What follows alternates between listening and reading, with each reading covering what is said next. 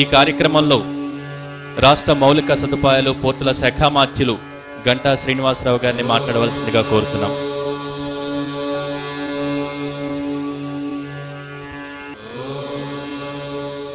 NTV channel అలాగే భక్తి channel ఆధ్వర్యంలో గత కొద్ది నెలలుగా కూడా రాష్ట్రంలో ఈ భక్తి రంగానికి సంబంధించిన ఒక విప్లవాత్మకమైన కార్యక్రమాలు జరుగుతున్న విషయం మనం చూస్తూ ఉన్నాం.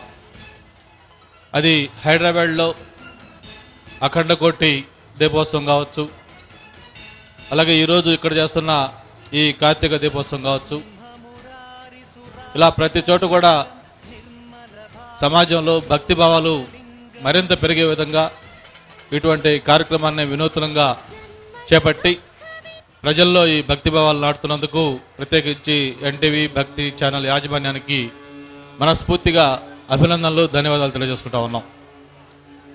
అంతేకాదు గత కొద్ది నెలలుగా కూడా జనగణమన జాతీయ గీతం ద్వారా ముఖ్యంగా సమాజంలో ప్రత్యేకించి యువతుల్లో ఒక దేశభక్తి భావాలు పెంపొందే విధంగా ప్రతి జిల్లా కేంద్రంలో, జిల్లా ముఖ్య పట్టణాల్లో వేలాది మంది భాగస్వామ్యంతో ఆ కార్యక్రమాన్ని విజయవంతంగా చేసి మరి ఇప్పుడు ఈ భక్తి మార్గంలో కూడా ఇటువంటి కార్యక్రమం చేపడుతున్నందుకు అభినందనలు తెలియజేసుకుంటూ, మరి ఈ కార్తీక మాసం ఎంతో పవిత్రమైన పుణ్యం కలిగిన మాసం అని చెప్పి అందరం చెప్పుకుంటాం. ఇప్పుడే పెద్దలు పద్మాకర్ గారు చెప్పినట్టుగా తెలుసో తెలియకో శివుడి పైన కొంచెం నీళ్లు అభిషేకం చేస్తేనో, లేకపోతే చిన్న పత్రేస్తేనో, లేకపోతే ఒక దీపం వెలిగిస్తేనో వాళ్ళకి అంత పుణ్యం కలిగిన సంఘటనలు మనకు పురాణాల్లో చెప్తున్నప్పుడు కొంచెం భక్తితోటి శివుడి మీద ఇష్టంతో మనం నిజంగా అభిషేకం, పూజ,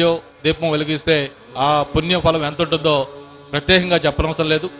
ప్రత్యేకించి మహిళలకి ఈ కార్తీక మాసం అంటే ఒక పవిత్రమైన పండగ మాసం.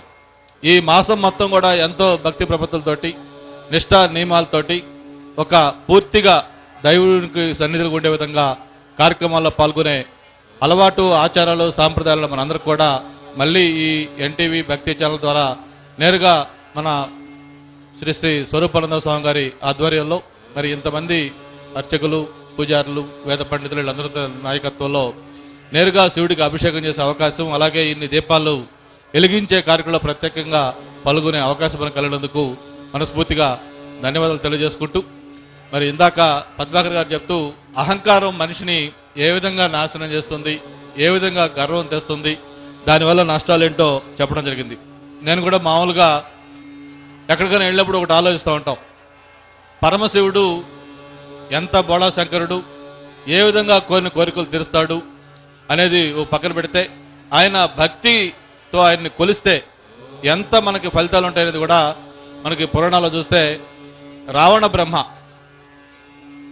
పరమ శివభక్తుడు, పొద్దున్నే నిద్రలేసిన దగ్గర నుంచి శివుడిని పూజ చేయిందే పచ్చి మంచినీళ్ళు కూడా తాగని పరమ శివభక్తుడిని మనకి పురాణాలు చెప్తాయి. అటువంటి రావణుడు కైలాసగిరి పర్వతాన్ని ఒకసారి ఆయన భుజాల మీద ఎత్తుతాడు.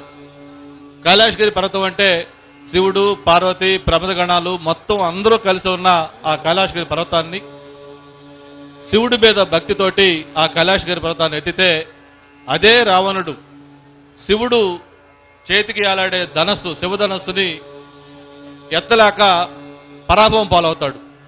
ఎందుకు ఆ విధంగా ఒక కైలాసగిరి పర్వతాన్ని ఎత్తిన రావణుడు ఒక శివధనస్సు ఎత్తలేక పరాభవం పొందాడు అని ఒక్కసారి ఆలోచిస్తే ఆ కైలాసగిరి పర్వతాన్ని ఎత్తినప్పుడు ఆ రావణుల్లో శివభక్తుడు అనే ఒక భక్తిభావం తప్ప నేను రావణ బ్రహ్మ అనే అహం లేకపోవటం, ఎప్పుడైతే ఆ శివధనుస్సు ఎత్తుకు ప్రయత్నం చేశాడో అప్పుడు భక్తుడి కంటే కూడా నేను రావణ బ్రహ్మని, నేను గొప్ప చక్రవర్తిని, నేను మహారాజుని అనే అహంతో ఆ రోజు ఉన్నాడు. కాబట్టి ఆ శివధనుస్సు ఎత్తలాకనే పరాభవం పొందాడు.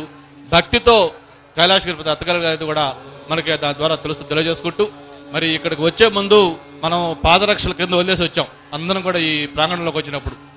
ఎందుకు వదిలేసి వచ్చామంటే ఆ నేను అనే అహం, నేను ఒక మంత్రి, నేను ఒక ఎంపీ, నేను ఒక ఎమ్మెల్యే, లేకపోతే నేను పెద్ద గురువు గారిని, లేకపోతే నేను పెద్ద ఆధ్యాత్మికవేత్తని అనే ఒక అహం దాన్ని మనం పాదరక్ష వదిలేసినట్టు కింద వదిలేసి ఇక్కడికి ఒక స్వచ్ఛమైన మనసుతో వస్తే ఆ దేవుడి యొక్క భక్తితోటి మనం కొలుచుకుంటే ఖచ్చితంగా ఫలితాలు మనకు ఉంటాయని చెప్పని తెలియజేసుకుంటూ మరొక్కసారి ఇటువంటి ఒక చక్కటి కార్యక్రమం ఏర్పాటు చేసి మేమందరం కూడా పాల్గొనే అవకాశం కల్పించినందుకు యాజమాన్యానికి ధన్యవాదాలు తెలియజేసుకుంటూ ప్రత్యేకించి ఇక్కడ 2 విషయాలు మీకు చెప్పాలి.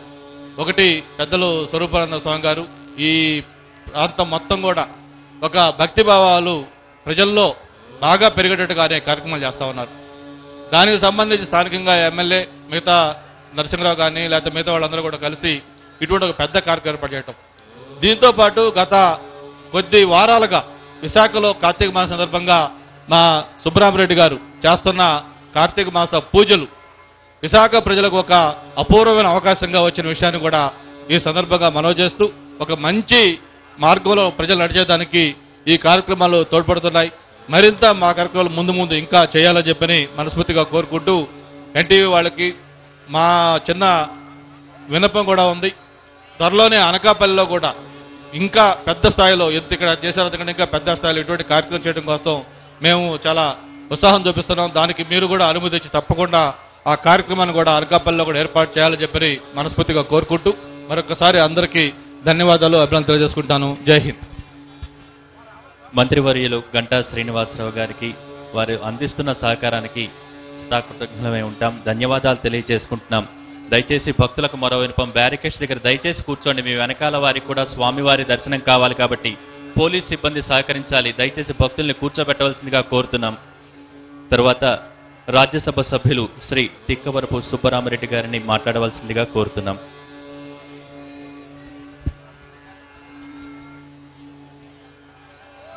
శంభో శంకర హర హర మహాదేవ్, శంభో శంకర హర హర మహాదేవ్. లలాటం తు మహాదేవం నాభిచైవ మహేశ్వరం, హృదయం శంకరం జ్ఞేయం ఖడ్గేశ భుజభధ్వజం, భుజాగ్రే సూరపాణం చమధే కామాంగనాశనం, శ్రీకంఠం వామసద్భుజం తన్మధ్యే ఈశ్వరం ప్రోక్తం తదాగ్రే పార్వతీ ప్రియం, కర్ధే ద్వేషి వరుద్వంశ కట్టే చయు మహేశ్వరం, బహి కంటి పశుపదే సదాశివం త్రిపుండ్రం ధార్యే మాత్. ఈరోజు ఎంత శుభం, సంతోషం, ఆనందమయం. విశాఖ ప్రాంతంలో మరపురాని మధురమైన ఆధ్యాత్మిక సంఘటన.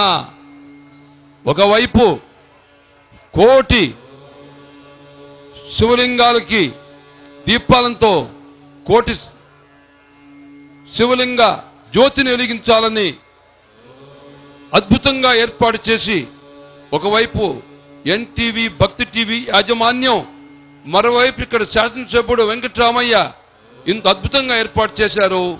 వీళ్ళందరూ కూడా మీరు ఒక్కసారి స్వాగతోచనంగా అందరూ స్వాగతం చేయమని తెలియజేస్తున్నాను. మరొక వైపు కొంతమంది కారణ జన్మలు ఈశ్వరుడు ఆధ్యాత్మికాన్ని, ధార్మికత్వాన్ని, ధర్మాన్ని బోధించమని భూమి మీదకి పంపిస్తారు. ఆ కోవు చెందిన మహనీయ వ్యక్తి యోగే మన స్వరూపం స్వామి గారు. వారు విశాఖపట్నంలో ఉండడం మన అదృష్టం. ఒకవైపు ఋషికేశ్, మరోవైపు వారణాసి, శ్రీశైలం, తిరుపతి, భారతదేశంలో అన్ని ప్రాంతాల్లో కూడా స్వరూపం స్వామి గారి మఠాలు వెలిసి ఆయన భారతదేశం అంతా కూడా పర్యటిస్తూ ధార్మికం, ఆధ్యాత్మికం, ఈశ్వరత్వం, భక్తి భావన, మానవత్వాన్ని అద్భుతంగా ప్రవచనం చేస్తూ అందరిలో భక్తి భావన నిద్రలేపుతున్నటువంటి మహనీయటువంటి మన స్వరూపం స్వామి గారికి అందరూ కూడా ఒక్కసారి మీరందరూ కూడా మరి స్వాగతం తెలియచేయండి.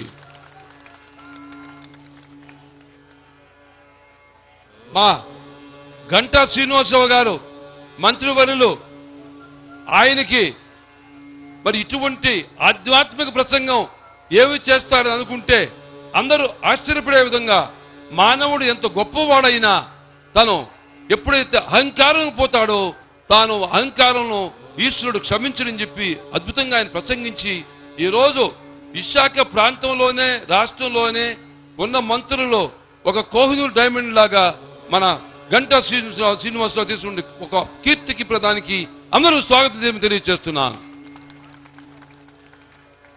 ఒక్క విషయం, ఎన్టీవీ చౌదరి గారు కొన్ని సంవత్సరాల క్రితం, దాదాపు 10 సంవత్సరాల క్రితం ఎన్టీవీ ప్రారంభించినప్పుడు, భక్తి టీవీ ఛానల్ ప్రారంభించినప్పుడు ఆ రోజు నేను ఉపన్యాసం చెప్పాను. భవిష్యత్తులో చౌదరి నభూతంగా మరి టీవీ ఛానల్స్ యొక్క చరిత్రలోనే ఒక సృష్టిస్తాడన్నాను. ఈరోజు సృష్టించాడు. భక్తి ఛానల్ లేని ఇల్లు లేదు. భక్తి ఛానల్ చూడటువంటి మన రాష్ట్రమే కాదు, ప్రపంచంతో కూడా తెలుగు ప్రేక్షకులందరూ కూడా, వేరే భాష వాళ్ళు కూడా భక్తి ఛానల్ చూసి పరవశం అవుతున్నారు. నా హృదయపూర్వకంగా చౌదరిని, ఆయన భార్యని అభినందిస్తున్నాను, సభాముఖంగా తెలియజేస్తున్నాను. ఈరోజు కార్తీక మాసం. కార్తీక మాసంలో మనం ఏది చేసినా, ఈశ్వరుడికి అభిషేకం చేసినా, దీపం వెలిగించిన ఈశ్వరుడు కైలాసం నుంచి మనల్ని కూడా ఆశీర్వదిస్తాడు. ఓం నమ శివాయ అని ఒక్కసారి మన మనసులో అనుకుని మనం ఈశ్వరుడు యొక్క దీపాన్ని పరిమితిని వెలిగిస్తే, ఇప్పుడే ఆయన ప్రవచనం చెప్పాడు స్వామి గారు, ఒక్కసారి ఎలుక అలా తాగితేనే ఆయనకి మహారాజు అయిందే. మరి ఈరోజు మీరు కోటి ప్రమిదలకి మనం వెలిగిస్తే జీవితంలో అంతకన్నా మరి ఇంకేం కావాలి? ఒక్క విషయం, నా గుండెల్లో నిద్రపోయినా నిద్ర లేచిన అహర్నిశలు ఈశ్వర ఓం నమ శివాయ అని ఎప్పుడు కూడా నేను ఒకటే ఆలాపన. దానికి కారణం, నేను ఈశ్వరుడు అందరికీ తండ్రి, మన అందరం ఈశ్వరు బిడ్డలమే. కానీ నా భక్తి భావంలో, నా తపస్ భావంలో ఈశ్వర ప్రియపుత్రుడైనటువంటి భావన నాలో ఉండే నాకు ఈశ్వరుడు చల్లగా ధార్మికం, ధర్మం, ఆధ్యాత్మిక శక్తిని ప్రసాదించాడు. ఆ శక్తిని విశాఖ ప్రజలకి నేను అందిస్తున్నాను. అదే నా జీవితం ధన్యమైందని సభాముఖంగా తెలియజేస్తున్నాను. ఒక్క విషయం, చక్రవర్తులు శాస్త్రం కాదు, మా రాజులు శాస్త్రం కాదు, డబ్బు శాస్త్రం కాదు, అధికారం శాస్త్రం కాదు. మనం చేసే ప్రేమ, మనం చేసే అభ్యుదయం, మన అందరి గుండెల్లో ప్రేమ సంపాదించి, ఎంతమందికి మనం ప్రేమ కల్పించి, ప్రేమను పంచిపెట్టి, ఎంతమందికి మనం సహాయం సేవ చేస్తామే, అప్పుడే మన జీవితం ధన్యమవుతుంది. అదే శాస్త్రం నమ్మే వ్యక్తే సుబ్బరామరెడ్డిని మీకు సభాముఖంగా తెలియజేస్తున్నాను. ఆ భావంతోనే ఈ విశాఖ ప్రజలకి 30 సంవత్సరాలుగా విశాఖ సుబ్బరామరెడ్డి విశాఖ అంటే ఒక భావన తీసుకుని వచ్చాను. ఈరోజు ఒకటే విషయం, ఒక ఆశ్చర్యకర విషయం ఏమిటంటే, 20 సంవత్సరాల క్రితం ఒక మహాయోగి చెప్పాడు నాకు, ప్రకృతి విపరీతాలు వస్తున్నాయి నాయన, తుఫాన్లు వస్తున్నాయి, వాటిని ఆపే శక్తి ఈశ్వర శక్తే. ఎవరైతే ఎక్కడైతే ఆ ప్రాంతంలో మరి మనం కుంభాభిషేకం చేస్తామో మహాశివరాత్రి నాడు ఆ ప్రాంతాన్ని ఈశ్వరుడు రక్షిస్తాడు అని చెప్పాడు. అందుకొరకే నేను 20 సంవత్సరాల నుండి విశాఖలో కోటి శివలింగాలను ప్రతిష్ఠ చేసి మీ అందరి చేత అభిషేకం చేయించి మీకు పుణ్యం పంచిపెట్టి ఈనాడు ఫలితం చూపిస్తున్నాం.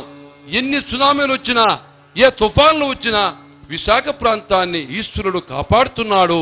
ఇదే నిదర్శనం మీకు సభాముఖంగా తెలియజేస్తున్నాను.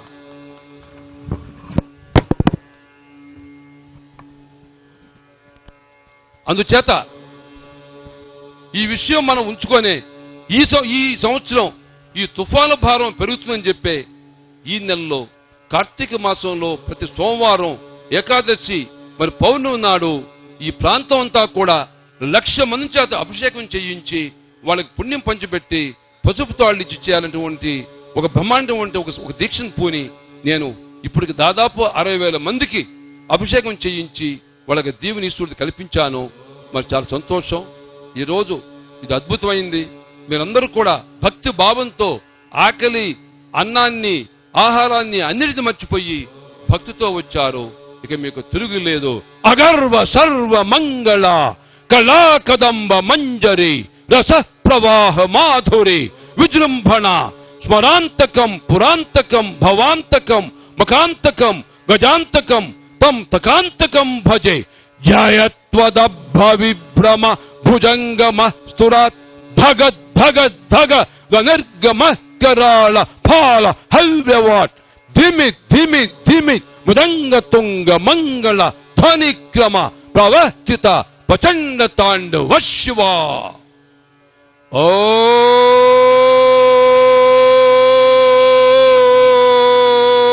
నమః శివాయ. ఈశ్వరుడు వాళ్ళందరినీ చల్లగా చూడాలని ఈశ్వరుని కోరుకుంటూ అందరికి కూడా సుఖం, సంపద, ఐశ్వర్యం, సౌఖ్యం అన్నీ ఇస్తాడు ఈశ్వరుడిని చెప్తూ మరొకసారి ఎన్టీవీ యాజమాన్యాన్ని ఇంత చక్కగా ఏర్పరిచినటువంటి శాసనసభ్యుడు వెంకటరామయ్య గారు ఈ ప్రాంతంలో శాసనసభ్యుడిగా ఎంతో సేవ చేస్తున్నాడు. భవిష్యత్తులో కూడా మళ్ళీ శాసనసభ్యుడిగా వెంకటరామయ్య లాంటి వ్యక్తి మనకు కావాలి. వెంకటరామయ్యను మరొకసారి అభినందిస్తూ సెలవు తీసుకున్నాం. జై హింద్.